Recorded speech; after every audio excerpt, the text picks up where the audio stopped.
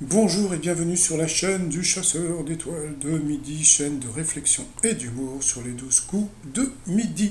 Alors, je suis désolé pour hier, j'ai mis deux fois la même vidéo. Bon, comme j'ai expliqué, je me suis emmêlé les vidéos et puis l'autre je l'avais annulé, donc bon, j'ai dû refaire autre chose.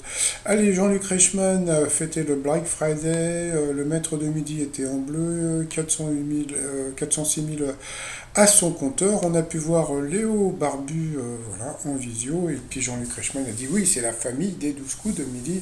On en parle du petit-fils On en parle ou pas? Non? Bon, on n'en parle pas.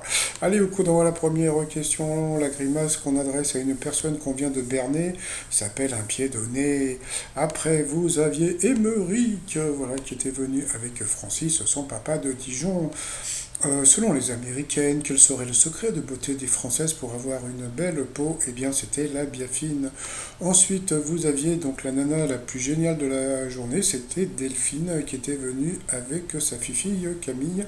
Voilà, alors de quelle discipline sportive les supporters sont-ils les plus en forme? Eh bien, c'était le cyclisme. Ensuite, vous aviez Justine qui avait apporté la faillotte des bonbons à Jean-Luc Reichmann et était venue avec des amis. La question: comment Ben Affleck et Jennifer Lopez ont-ils renoué près de 20 ans après leur rupture? Eh bien, ils sont contactés par email.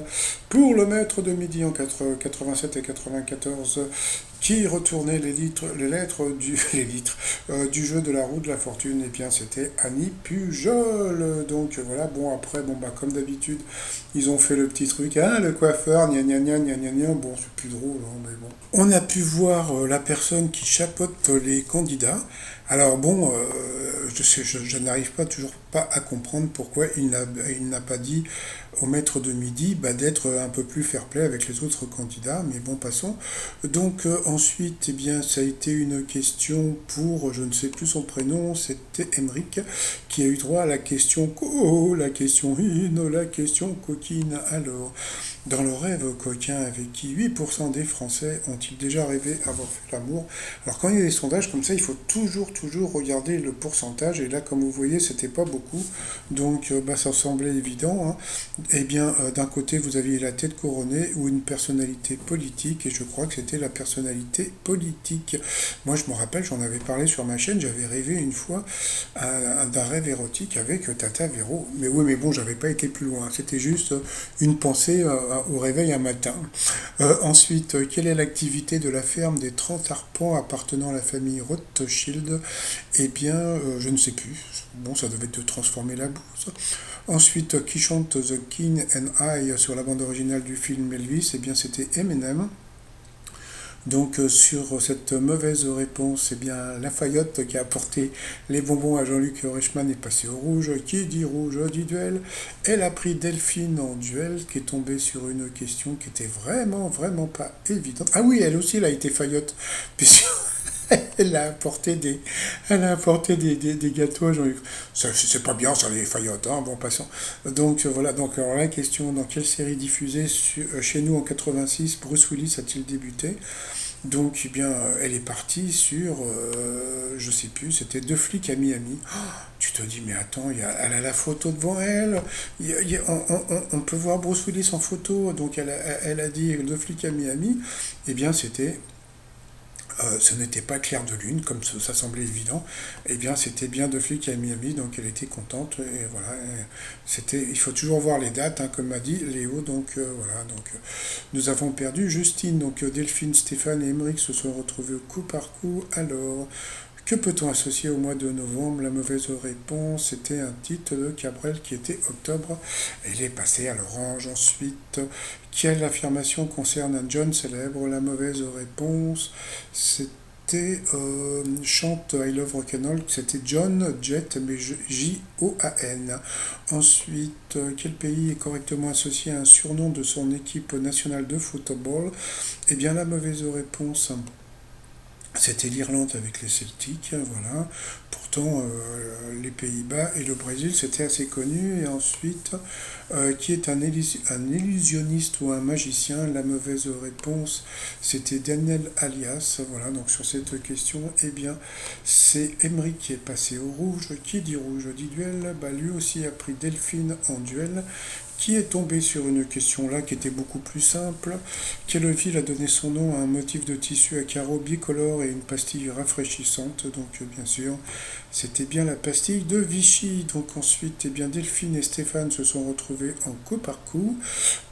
Bon, bah après, il y a eu la pub, gna gna gna. Bon, moi, j'ai raté le début des questions, mais quand même, alors, quel alcool est de Montbazillac? Bah, c'était le vin, hein, pour le foie gras. Pour le maître de midi, durant quel mois fait-on de bonnes affaires grâce aux promotions du Black Friday? Donc, bon, je ne veux pas dire du mal, mais bon, en début d'émission, qu'est-ce qu'ils ont, ils ont parlé du Black Friday. Donc voilà, bon, qu'est-ce que vous voulez que je vous dise, hein? Ils font encore des cadeaux pour le maître de midi. Ensuite, pour elle, quel mot désigne une faute de liaison ainsi qu'une situation embrouillée? Donc voilà la question difficile qui va justement l'embrouiller. Donc c'était le pataquès, donc voilà. Eh oui, voilà comment fait la production. Ensuite, encore pour elle, dans quel département Lyon prend-elle sa source? Elle n'a pas trouvé. Ensuite, dans quelle ville du département 72 est originaire une Mancelle? Elle n'a pas trouvé, c'était au Mans. Ensuite, sous quel nom connaît-on mieux le chanteur Bernard Houillon? Je crois que c'était Bernard Lavillier. Vous voyez que des questions super dures pour elle. Ensuite, quelle chanson dont le titre évoque une ville de foot est aussi l'hymne national français?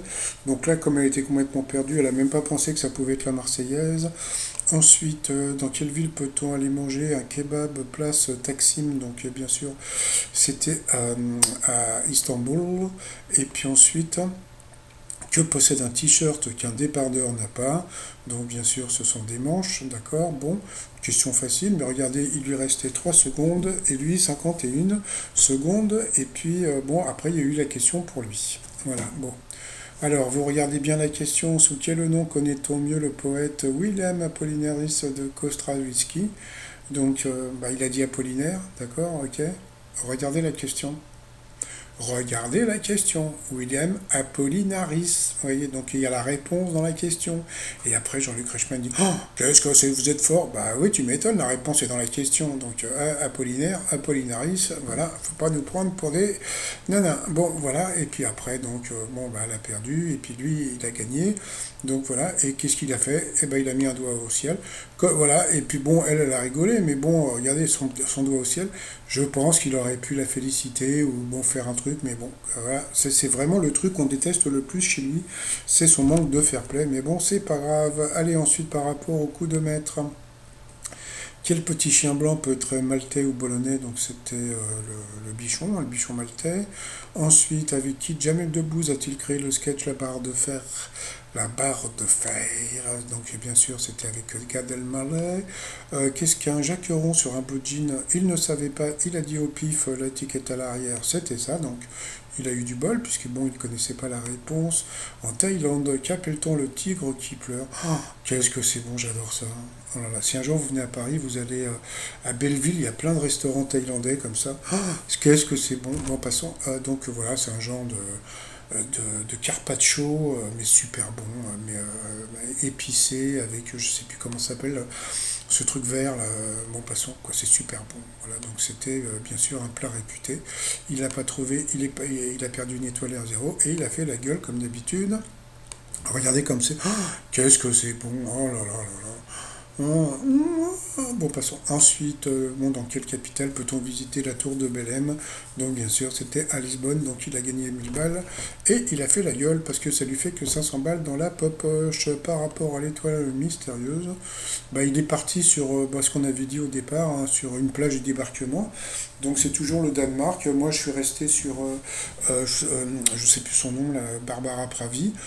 Voilà. Et alors, d'après ce qu'on m'a dit, l'étoile mystérieuse sera trouvée par le maître de midi, eh bien, vers le 10 décembre, voilà, donc bon. Et puis, bah, un petit coucou à Léo, qui lui aussi était avantagé comme tous les maîtres de midi, sauf que lui, je me rappelle qu'il était beaucoup plus fair-play que le Stéphane. Allez, je vous souhaite une bonne journée, et je vous dis à demain, portez-vous bien, et surtout, portez-vous. Allez, bye bye.